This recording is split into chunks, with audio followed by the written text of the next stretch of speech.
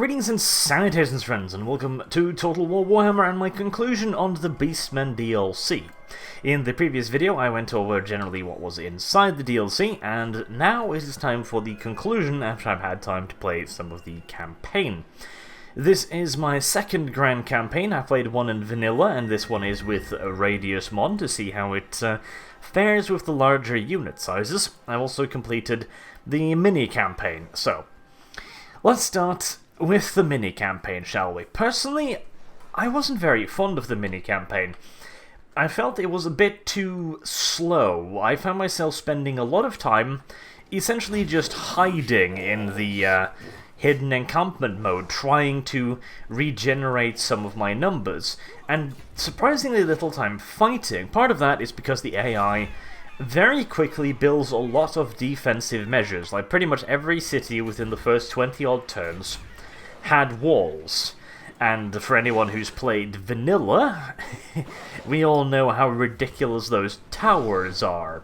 And since it takes a fairly lengthy amount of time to gain solid amounts of miniatures and etc., stuff to break down gates, and even longer to get the Sigors, which requires a fairly high-level building. In fact, I do believe it requires a fully evolved building. Yep, it requires a Tier 5 main structure for the Sigor. And even then, the towers still outrange the Sigor. So yeah, siege battles in vanilla with the Beastmen is fairly painful, especially as the AI very quickly fortifies everything, which meant I took a city, lost half my army, and had to spend 6 or 7 turns essentially just sitting there. Not the most hilarious of things, certainly, but once the campaign got rolling, it got a lot more interesting once I had several war herds. Of course, this is another massive advantage of the Radius gameplay overhaul mod, since it is far quicker and easier to get to the point where you have several war herds, and therefore you can kind of keep the offensive rolling. While a couple of them rests, you can keep attacking with others. So currently, for example, Khazrak's main herd has just taken over Castle Bastogne, and they've been resting for a few turns here with a newly established war herd, while Goros and Malagor have been fighting quite recently. So Malagor is just now essentially retreating, and it's going to get some more numbers back, while Goros is keeping up my income. Like, this plays very, very well, even in vanilla, although, again, the vanilla towers put a serious hurting on your ability to stay offensive, which slows down the game a lot more than I think is good for it. Like, it took me about twice as long, probably, around 100 turns to get to where I am now in vanilla. Essentially just because I had only 1 to 2 war herds max, which means that once you fight, you have to wait for a long period of time to get your troops back. Now, once you get rolling, however, it is very, very interesting, because if you're fighting against an equal nation, a large-scale nation like the Empire, you're essentially engaging in a bit of a hit-and-run type tactic, because your economy will never be able to match the economy of a proper-scale nation. Now, I have experienced that in some cases this never happens simply because the other nation just got murdered. For example, in my first vanilla playthrough, the Empire died pretty much immediately to the Empire Secessionists, and Chaos took over half of the world before I even got there, which was somewhat anticlimactic. In the mini-campaign, however, I managed to get into a situation where there were large-scale warfare, where my troops were running and hiding, striking undefended villages, and just popping around the flanks and attacking isolated armies. That was really cool. The AI does struggle a lot, however, to deal with hidden encampments, which I do think perhaps is a little overpowered at the moment, because this virtually makes you entirely invisible. I don't think I've been caught in hidden encampment even once. I've occasionally been spotted by agents, but even when that happens, the AI doesn't seem to react to your hidden encampments, so it essentially means that even if you do get spotted, all you have to do is move a little bit, just like half a movement speed, and re-establish an encampment, and you are golden. In fact, you can even establish hidden encampments while surrounded. Like, I've done that with 2 or 3 agents right on top of me, and the agents have simply left. I don't know whether that's a bug, or if the stealth on the hidden encampment is just that fucking amazing. So I'm thinking this might need a little toning down. Additionally, the Beast Path is essentially on the way by another name, but I do like the unique battles quite a lot. They're pretty cool. They're somewhat rare, though. Rarer than I would have liked them to, because it looks like the intercept chance on this is relatively small, or I might just have been getting really lucky. And the Beastmen ambush, like, this one is the most disappointing to me, because it almost never procs. During this campaign here, for example, which 84 turns, what, 10, 20 battle sword perhaps, it's procced like twice. The proc chance on this is way too small, or I'm just getting ridiculously unlucky. Which is really sad, because the Beastmen ambush is one of the more interesting things for the Beastmen, because in standard Total War Warhammer, ambushes are even rarer, because the enemy moves at such a ridiculous speed and knows such a large map that it's very hard to actually catch them. The Beastmen ambush sounded like a really good way of getting around that, but it doesn't proc, which is kind of the problem. Then again, I might just have been getting ridiculously unlucky, but considering I've been playing this for a solid 6-7 hours now, and it seems to proc like once every 5 or 6 battles, I think it's perhaps a little bit too weak. This stance, however, the raiding stance I really like, because you really do have to be raiding with this factions. Once you've got some solid armies up and running, you will be taking a lot of casualties, or losses, excuse me, when it comes to your income. You don't have a whole lot, and the only way you're going to get more is essentially through raiding or building very, very important economic buildings, which are the piles of flesh, which decreases your upkeep. So even then, they're not technically economic buildings, but they decrease your horde upkeep while also limiting your horde growth, which is really good. I do have a little bit of a problem with the horde growth, however. It's far too easy to get going. The thing is, you have some special abilities. The Children of Chaos is perhaps the most important one. Once this is maxed out, in addition to a couple heroes, for example, and the fact that you get 8 population for raising a settlement, it gets a little bit too easy to build pretty much everything you want a bit too quickly. On the other hand, retraining units off a single stack is a bit of a pain, since when you're switching units around, you lose Bestial Raid, so only having one recruitment stack is complicated, which kind of makes up for it, so it's not that bad. Speaking of Bestial Raids, however, I'm not very fond of this feature because it's just the greenskin feature, essentially. And I don't really like it. It kind of makes sense that they will be able to gain other warheads, that's perfectly fine, but the fact that you gain it so easily, again, this is kind of my problem with the greenskin too, it's far too easy and quick to build this up. In Radius mod, it doesn't really matter that much because the enemy is going to have a lot of armies and you're going to be able to fight them. In Vanilla, once you get your Bestial Rage meter rolling, virtually nothing can stop you, as you will be generating another Brayhood every few turns, and you essentially just batter down cities by throwing endless hordes of Brayhoods at them. Especially as you can also get abilities and raiding, for example, that increases the bestial meter even faster, so I think that needs a slight cooling down.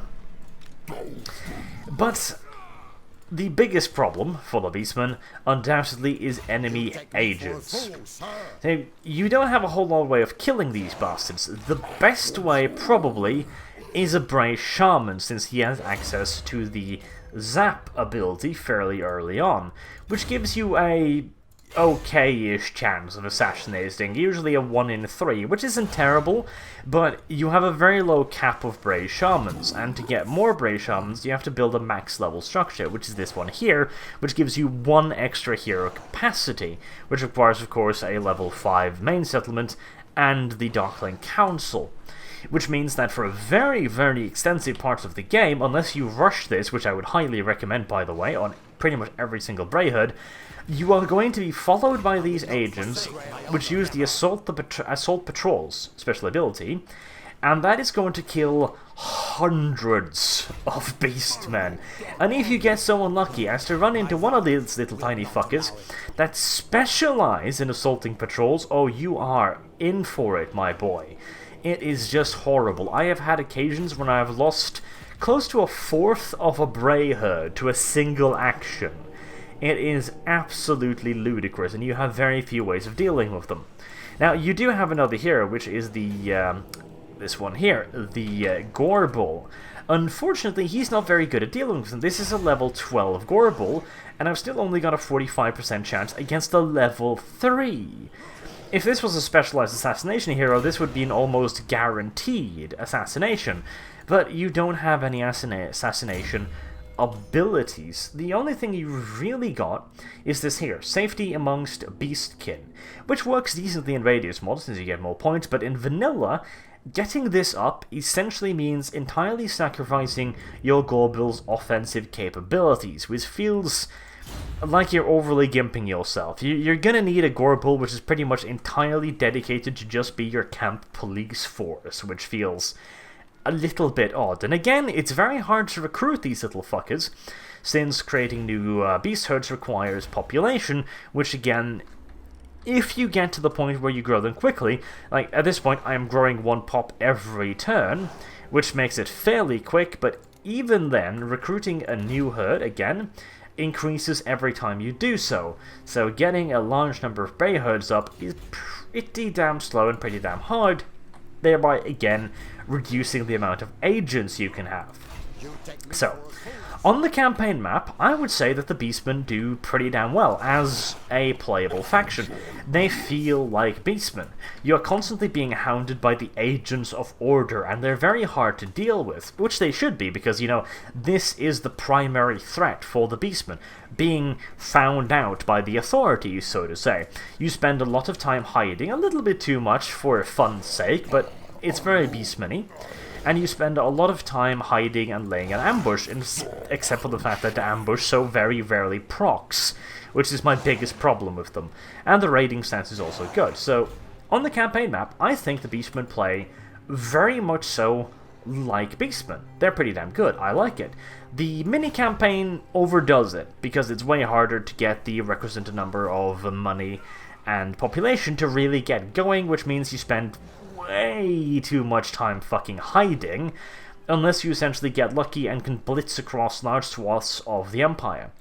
The best tactic, really, is to declare war on one faction, blitz through, declare war on another faction, and just keep going, essentially declaring war on the entire map, because the moment you declare war on them, they will start building defenses, which is a very smart move by the AI, credit to them. So yeah, I really do think that the Beastmen play very well, and very much so like they should be as Beastmen. Now, let's have a look at the combat, shall we? And we will of course be looking at an ambush battle, because, well, it is the Beastmen, isn't it? Now, the models themselves are pretty damn good in my opinion. Most of them are decently accurate to the game, certainly, to the tabletop game. There's also a little bit of variety in them, although there could be more, specifically in the colors. They're pretty much all brown, which is a little bit disappointing. I'd hoped for some more different shades of brown, etc., different colors, and maybe some different heads. They're all goat people at the moment, which is the classic Beastmen, but as we've talked about previously, not all Beastmen, hashtag, are the bull and goat types. So I'd like to see some more diversity in that, but it's a fairly minor complaint, everything considered. Now, their actual gameplay style I'm actually quite fond of, because they kind of rely on a little bit more of a maneuvering style of warfare than normal. Just flat out charging the enemy is... it's gonna get you a decent distance, but you're gonna end up in situations where simply just charging the enemy isn't gonna work out, since your basic units are not particularly good in straight-up combat. Once you start getting some Gors and Bestigors, or Beastigors to be precise, it gets a lot easier, so to say, and the miniatures are some of the best monster infantry in the game, although they are somewhat weak to good old-fashioned bullets. Additionally, you get some very powerful heroes, and Kazrak One Eye on his lovely Piggy chariot. And the best part of the Piggy chariot is that it doesn't act like a classical chariot. Once you get into battle with this thing, it will still keep, well, headbutting people, and Kazrak will keep doing AoE from behind on the mount. So you're less reliant on the micro, and as such the chariot is actually an upgrade rather than a downgrade for the sake of mobility when it comes to the Beastmen, which is always nice to see chariots actually being, you know, useful, because God knows that doesn't happen too often. You do kind of want to do ambush battles though, because again you have very little in the way of ranged units, although the Ungol Raiders are better than I had expected, to the point where I noticed that one of my primary tactics quite quickly became to tie up the enemy's front line with Gors and Ungors and whatever else I had at hand, then flank around the enemy and fire tons and tons of arrows into their rear and flank, doing massive damage, far more damage than I could have ever expected to do with just good old-fashioned melee infantry and even the miniatures. Which kinda doesn't feel entirely accurate, since the Ungol Raiders should be very, very bad missile infantry, but at the same time, basically all missile infantry in Total War Warhammer are very, very, very powerful at the moment, which means that it's kind of an unavoidable problem, I do suppose. Now, as for some of the bigger and nastier creatures, like the Sigor, I'm quite fond of how they work. If you want to use them ideally, they're a bit of an artillery piece, siege platform, but they can definitely fight fairly well in close combat, although in this particular fight against an Imperial General on a Griffin, I'm thinking the Sigor is unfortunately going to have to give up right there. Also, another very, very lovely thing is the addition of the new Lore of Beasts, which we'll be seeing pop out right here, which can summon a Manticore, which is really, really cool. I like that a lot. Now, it does mean that your army essentially needs to be one unit down, so to say, so you should probably be using 19 units instead of 20, because you want that Manticore. That Manticore is incredibly useful in the Beastmen army. It's fast, it's powerful, and it can beat pretty much any other single combat monster. It's going to struggle with giants, but against stuff like Chaos Spawns or even Trolls, it's going to do a damn good job in dealing with them. And when it comes to heroes, oh heavens. Throw Kazrak One Eye into combat with a hero and then send in a Manticore and you will eat pretty much anything, all the way up to France and Grimgor themselves. Kazrak One Eye is a pretty damn powerful character, but the most powerful thing he has is not actually his combat capabilities, but his ability to buff friendly units around him in a variety of ways. He can increase their morale, which is crucial in the Beastmen army, as they do have a tendency to run away fairly quickly, and he can also increase their melee capabilities, making him an incredibly powerful general. In fact, I'd probably go so far as to say that he's probably the best general in the game at the moment.